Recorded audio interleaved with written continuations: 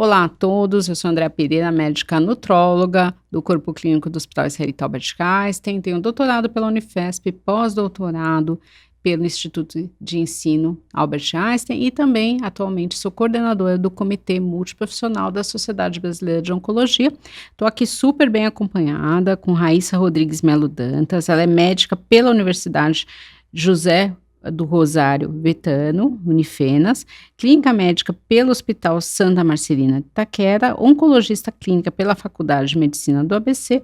Ela também tem cuidados paliativos pelo Hospital Sírio-Libanês, especialista em neoplasias torácicas e membro da ASCO e da GBOT, certo?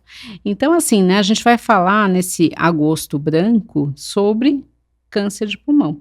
E aí eu ia te perguntar, né, exatamente isso aí, a gente está discutindo toda essa questão de como tratar, né, do aumento do câncer de pulmão, e aí eu queria te falar exatamente qual que é a incidência de câncer de pulmão no Brasil. A gente deve se preocupar com isso? Ah, com certeza.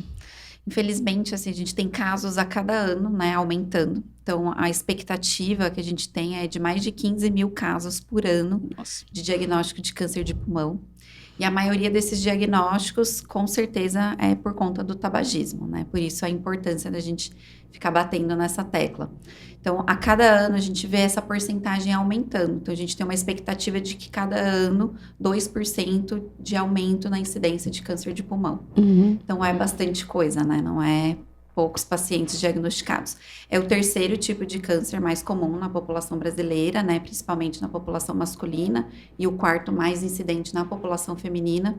Então, é um desafio na vida do oncologista, né, tratar esses pacientes. Eu ia te perguntar exatamente isso, se tinha uma diferença entre homens e mulheres, né, mas é alta nos dois, né? Homem geralmente é mais diagnosticado com câncer de pulmão, porque também a porcentagem de homens tabagistas é maior. E como a gente sabe, mais de 80% dos cânceres de pulmão são tabacos relacionados. Então, né, tem uma relação aí direta. Então, na população masculina é bem mais incidente. E aí eu te perguntar exatamente isso. Quais os fatores de risco, além do tabagismo? Tem outras coisas que podem levar? Né, câncer de pulmão está relacionado principalmente ao tabagismo, né, tanto ativo quanto tabagismo passivo. Então, tem uma porcentagem que desenvolve de acordo com você estar ali, né, perto de alguém que está fumando. Ou, por exemplo, exposições a alguma substância que possa trazer mal para o seu pulmão, causando fibrose pulmonar, é um fator de risco, como muita gente que trabalha em minas, amianto. Antigamente tinha muitas minas que descamavam vários tipos, né, de substâncias, então isso tudo inflama o pulmão. Existe uma pequena porcentagem, né, que tem um fator genético relacionado, né, com algumas mutações, isso é mais comum, a gente vê em mulher jovem, esse tipo de alteração, mas o principal fator ainda é o cigarro, né? E aí agora a gente tem visto outros dispositivos eu ia te perguntar exatamente isso. O cigarro é nicotina? Qualquer coisa que tenha nicotina? Não só a nicotina, né? Quando a gente acende um cigarro, ocorre uma queima, né? Uma combustão ali, e ali são dispersadas várias substâncias. Essas substâncias vão ser inflamatórias para o pulmão, né? Além disso, não só, né, causar câncer, vão causar diversas outras doenças, DPLC, a própria fibrose pulmonar, né, enfisema. Então, é uma preocupação. E os cigarros eletrônicos, né, estão vindo aí, eu acho que a gente vai ter, né, com o andar dos anos, conforme vai aumentando, né, o número de adolescentes, principalmente usuários, a gente vai sentir o impacto, né, desse dispositivo novo, assim como a gente sabe que o charuto também causa câncer. Porque às vezes a pessoa acha que charuto, cachimbo, tudo bem, Não, né? Também, né, são fatores de risco, assim como aqueles narguilé, que teve uma época da febre, mas tem muita gente que fuma ainda tem, como se fosse, como ele tem aquele docinho, né? Exatamente. Não é tão... Não é tão malefício. O cigarro de maconha também, né? As pessoas têm a ideia errada de que estão fumando uma planta, não estão fumando, né? Mas sim, a gente está inalando, né, várias substâncias aí que são provenientes principalmente dessa queima que acontece quando a gente esquenta ali e ocorre essa combustão. Eu tenho um paciente, né, que é meu paciente antigo, ele veio para perder peso, que ele tinha obesidade e tudo, e eu perguntei na primeira consulta se ele fumava, ele falou que não. E há um tempo atrás, ele apareceu com câncer de bexiga, que é muito comum de quem fuma. Aí eu falei para ele, nossa, mas você falou para mim que não fumava, você não fuma mesmo? Ele, sabe o que é? Que eu fumo charuto, eu achei que isso não era fumar. E o charuto, né, a gente demora para fumar, é uma coisa que tem uma queima lenta, é algo que, assim, você acha que não faz mal, mas fica muito resquício na cavidade oral, então também, né, a gente acabou de passar pelo Julho Verde do combate, né, ao Sim. câncer de cabeça e pescoço, então também tem muita relação com tumores de cabeça e pescoço, né, quem fuma cachimbo, charuto, né, esses outros cigarros com dispositivos ali na cavidade oral, então todos eles fazem mal. E eu acho que uma coisa muito importante, né, eu atendo muitas pessoas, às vezes, que fumam e eu pergunto para elas se elas fazem algum exame de triagem para pesquisar, né, câncer de pulmão. E muita gente não faz. E eu, como médica, acabo pedindo e falo: "Ó, não, vou te pedir, porque senão a pessoa escapa e não faz mesmo", Sim. né. Eu ia te perguntar exatamente isso: tem necessidade de fazer exame de triagem? Quais exames de triagem?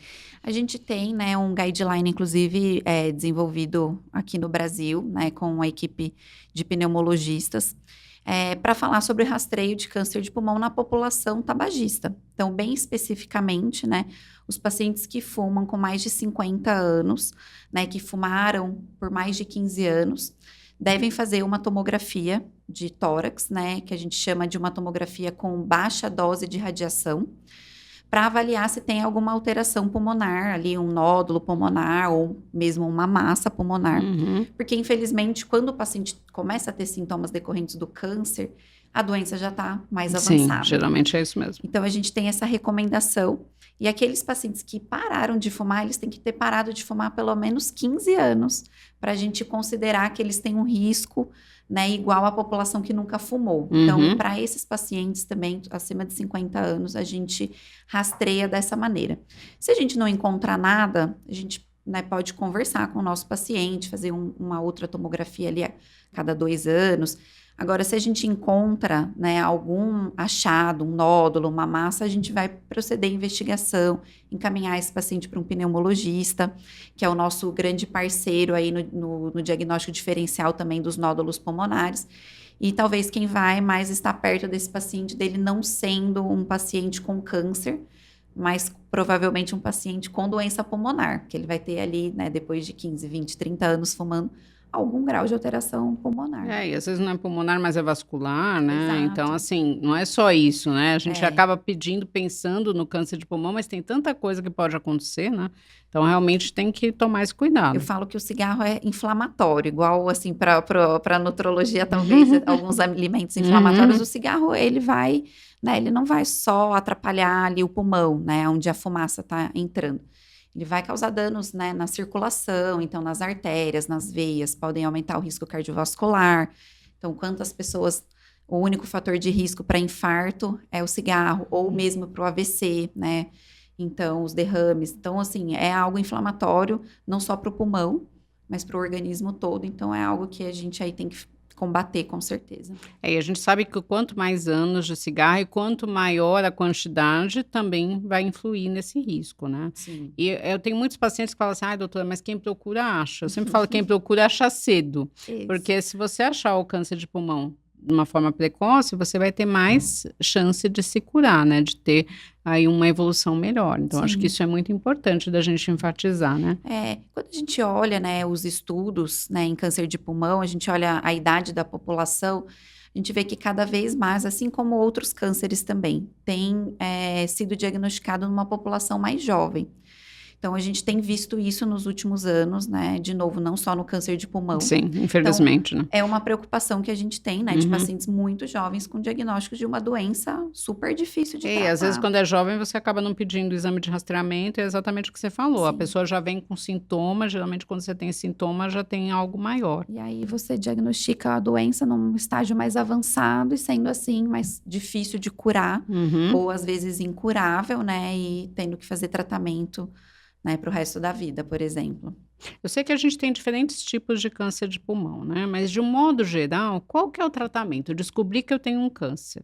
Qual que é o tratamento que eu vou fazer? É sempre cirurgia, sempre químio, é rádio? Como que é esse tratamento? Eu acho que primeiro, assim, a gente divide o câncer de pulmão em 2 grandes grupos, né? O os tumores que a gente chama de não pequenas células, que é a maioria dos tumores, né, de pulmão, então que podem ser adenocarcinomas ou carcinomas espinocelulares, e os outros que são os que estão muito relacionados, né, quase 100% relacionado ao tabagismo, que é o câncer de pulmão de pequenas células.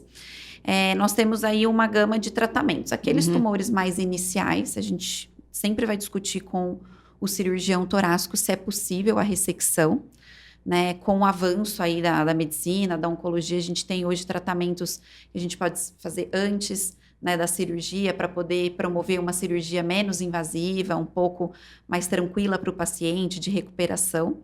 E a gente também tem aqueles pacientes que vão operar logo e depois tem indicação de fazer um tratamento complementar com quimioterapia, com químio junto com radioterapia ou seguido de imunoterapia. Então, a gente tem um leque bem amplo de tratamentos.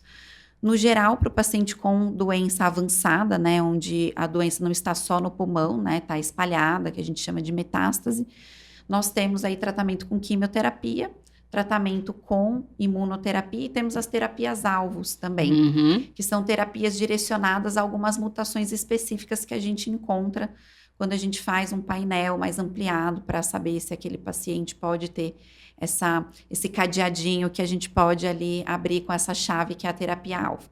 Mais recente agora, André, a gente tem falado muito sobre a ADC. A ADC é um anticorpo conjugado à droga, que nada mais é que uma quimioterapia junto com um anticorpo, que é como se fosse uma vacina, que vai facilitar, né, a entrada da quimioterapia dentro das células neoplásicas para poder, né, tratar esses tumores. Então, é uma tecnologia, né, é um tratamento bem mais recente.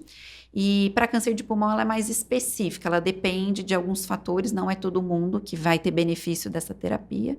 Mas a gente, de uns 10 anos para cá, a gente teve muito tratamento novo, então o boom da imunoterapia mudou completamente, assim, o destino do paciente com câncer de pulmão metastático. Então, antes a gente tinha só opções de 1, 2, 3 quimioterapias e hoje a gente tem uma gama muito maior de tratamentos. E eu falo sempre que a imunoterapia foi o que dividiu a água ali do tratamento da doença metastática. Eu acho que é interessante isso, que hoje a gente vê alguns cânceres crônicos, né, que viraram doença crônica. A pessoa não cura, mas você tem como conviver com ele e ter sua vida, né? Trabalhar, né? Tocar a vida, mas você vai estar sempre usando, né? Fazendo esse tratamento. Então, realmente, acho que teve uma mudança muito grande. Acho que é importante frisar que a químio hoje é muito diferente daquela químio de antigamente, que a gente tem aqueles filmes que as pessoas vomitam horrores, não conseguem trabalhar. Então, hoje é muito mais direcionada, né? E a gente tem também medicações que são melhores no controle dos sintomas. Sim, exato. Né? Eu acho que isso é importante. E eu ia te perguntar assim, né? No caso, a gente tem 80% aí dos cânceres ligados ao tabagismo. Como que é a postura do oncologista nessa hora? Vocês pedem para o paciente parar de fumar? E qual que é a importância de parar de fumar? Porque muita gente fala, mas eu já estou com câncer mesmo, então por que eu vou ter que parar de fumar? É o que a gente mais escuta, né? Por que eu tenho que parar de fumar? Vou morrer. Enfim, tenho câncer. Na verdade, assim, quando a gente para de fumar, a gente diminui muito essa inflamação que eu comentei e assim, a gente previne outras doenças também. Então, a gente melhora a respiração, né, melhora o fôlego, melhora ali a disposição. Então, vai ter um benefício nesse sentido. E a gente começa a diminuir também os riscos, como eu comentei, cardiovasculares, né, de AVCs. Então, a gente vai diminuindo riscos não câncer relacionados. E ajuda também no tratamento, porque você tem um problema a menos ali, né, que são os efeitos do tabagismo, né, e uma questão que eu acho super importante pontuar, alguns pacientes, nos estudos que a gente vê, que poderiam responder bem à imunoterapia, não respondem tão bem por conta do cigarro. Porque o cigarro gera tanta inflamação no microambiente ali do tumor, que a imunoterapia não penetra bem nesse local. Então, é um fator de talvez não responder tão bem ao tratamento.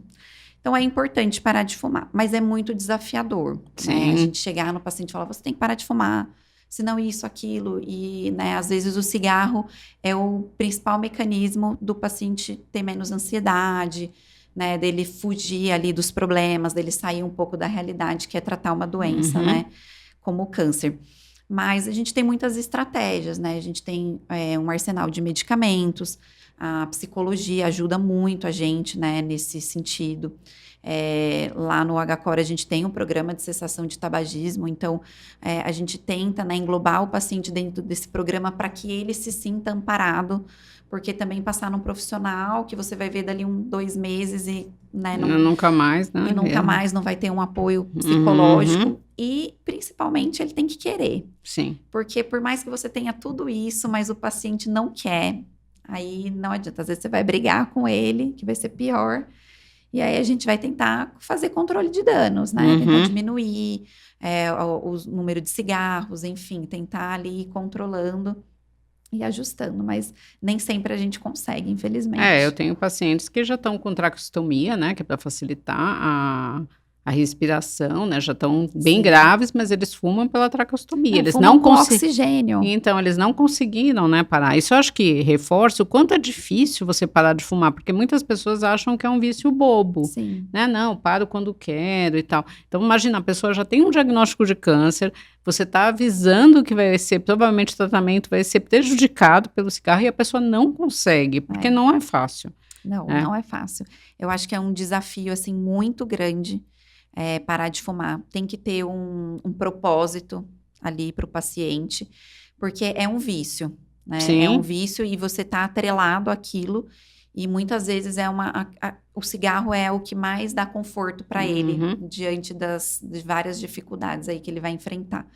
Então, a gente precisa estar ali junto e às vezes entender que nem todas as brigas a gente vai conseguir ganhar. Sim, e às vezes a família fuma, né? Então tem tudo isso, ainda você tem que conscientizar a família para não fumar perto, né? Já tive vários pacientes assim, que o paciente tinha câncer de pulmão, mas a esposa não largava o cigarro e vice-versa, ou o filho fumava, e aí torna mais difícil, porque quando aquela coisa, se você tá de dieta, né, mas o seu marido compra caixa de chocolate todo Isso dia. É comum, super comum. É muito difícil você conseguir Exatamente. resistir. A gente sempre ali, fala né? que tem o facilitador, que é a pessoa que te traz coisas. Mas eu trouxe só hoje e tal. Então é exatamente isso. Eu imagino que o cigarro seja igual. Mas a gente foi na festa, né? Vamos só hoje. Mas não é fácil mesmo. A gente estava falando aí de inovações, né? Você falou da imunoterapia.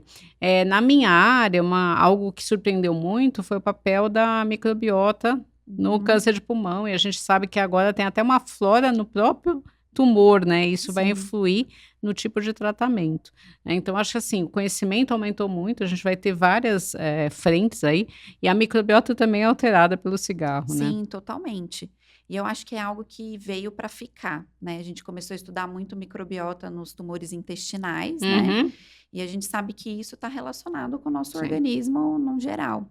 Então, o cigarro, né, ele vai interferir muito, né, nessa questão, assim como o álcool também, que é outro fator extremamente importante, né, para a microbiota intestinal.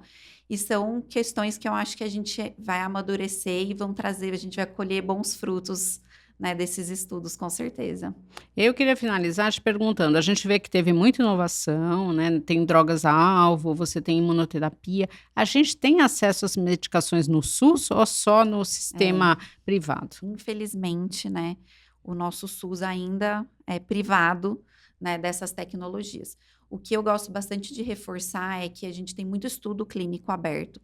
Então, muitos pacientes, né, quando diagnosticados, que estão no Sistema Único de Saúde, têm que saber que vários centros de excelência, né, como o Einstein, Sírio, o HCOR, né, a C. Camargo, então, de referência contra o câncer, tem estudos abertos para que o paciente tenha a oportunidade de receber um tratamento que, infelizmente, não está disponível ainda no sistema público. Então, a gente não tem imunoterapia para câncer de pulmão, a gente não tem a maioria das terapias-alvos também para câncer de pulmão disponível.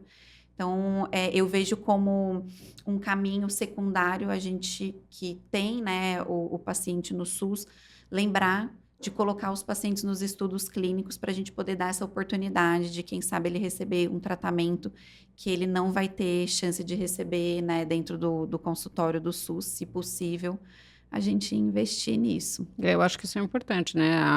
Como a pesquisa é fundamental, né? Um dos tumores que tem maior emagrecimento durante o tratamento, quando você descobre, é o câncer de pulmão. Né? Então, a gente sabe que quanto mais você emagrece, principalmente quanto mais você tem perda de massa muscular, o prognóstico é pior.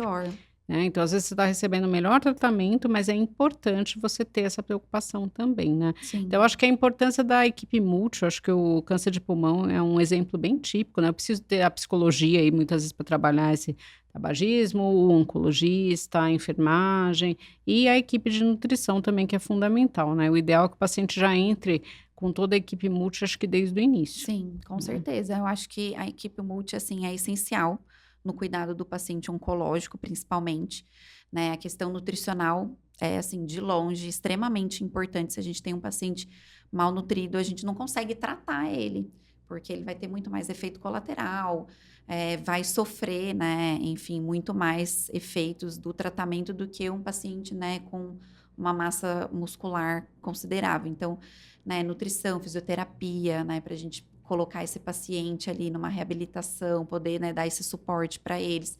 A equipe da enfermagem, que está ali sempre do nosso lado, né, Uhum. dois braços direitos. Uhum. Então, eu acho essencial, né, fono, todo mundo que pode agregar nesse cuidado é super bem-vindo e faz total diferença. Bom, queria te agradecer muito. Caso o paciente fique com alguma dúvida, ele tem algum canal que ele possa entrar em contato com você? Tenho meu Instagram, que é aberto para os meus pacientes, que é Raíssa, com 2 S's, Melo, um L só, Dantas. Podem me procurar por lá, podem me mandar perguntas, questionamentos, dúvidas. Estou sempre disposta a responder. E eu queria agradecer demais, André, pelo convite. Adorei bater esse papo com você. Foi Obrigada. ótimo. Bom, a gente está encerrando aqui, né? Esse mês vai ser só sobre conscientização aí, realmente, do câncer de pulmão e do tabagismo. E caso tenha alguma dúvida também, entre em contato através das minhas mídias, doutora Andréa Nutrologia. Obrigada.